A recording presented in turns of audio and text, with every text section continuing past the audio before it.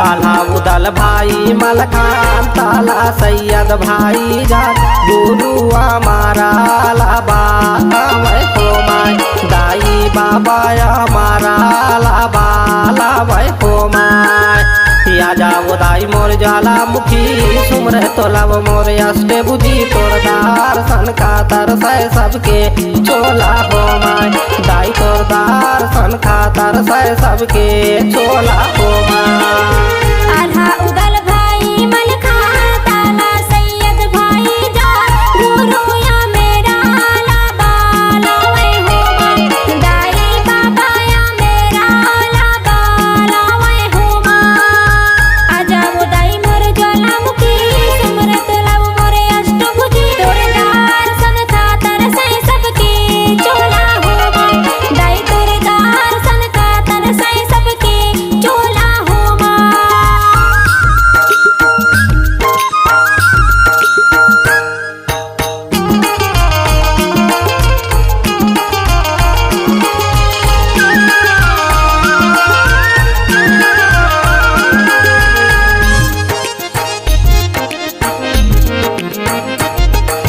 गढ़ मोहबा के साथ तलैया साथे बने सरोवर वो साथे बने सरोवर शीतला कुंड राम नगरिया माँ शीतला के धरोहर वो माँ शीतला के धरोहर गढ़ मोहबा के साथ तलैया में बने है भौरा जाल वो जागा मागा जाल जागा जोत हो माय मैया जागा मागा जाल जागा जोत हो माय आला उदल भाई मलखान ताला सैयद भाई जान गुरु हमारा लाबाला वै हो माय दाई बाबा हमारा लाबाला वै हो माय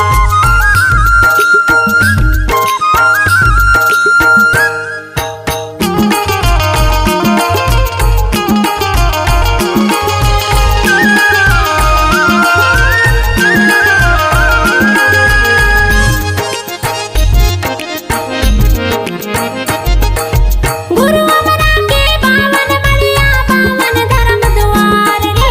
पावन धर्म द्वार गुरु अमरा के आसन जम गए मांगे मांगे वरदान रे मांगे मांगे वरदान सिंधी तुम मिला वाला गए गुरु अमरा के दूत रे पथरी गढ़ में करे हाहाकार हो माय मैया पथरी गढ़ में करे हाहाकार हो माय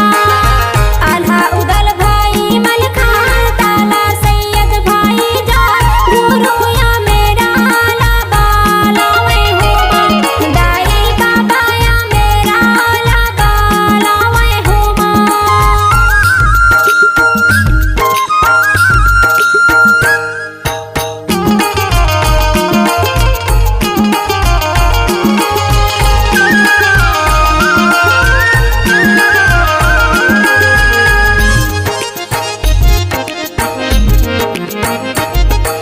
हाथ में मलोटिया खाना मधोतिया आला करे स्नान वो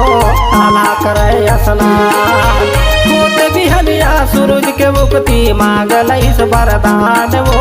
मांगलैस वरदान गढ़ मोहबा के बीच भंवर माँ दिन भर चले लड़ाई गारा धन माँ लटके तालावार हो माय मैया गारा धन माँ लटके तालावार हो माय याला उदल भाई मलखान ताला सैयद भाई जान गुरु हमारा लाबाला वै हो माय दाई बाबा हमारा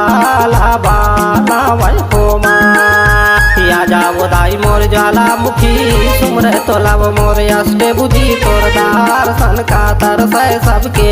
चोला हो माय दाई तोर दर्शन खातर सै सबके चोला हो माय आल्हा उदल भाई मलखान ताला सैयद भाई जान गुरु या मेरा लाबाला वै हो माय दाई बाबा या मेरा लाबाला वै हो माय आजा वो दाई मोर ज्वालामुखी सुमरत लव मोर अष्टभुजी तोर दर्शन खातर सै सबके चोला हो माय दाई तोर दर्शन खातर सै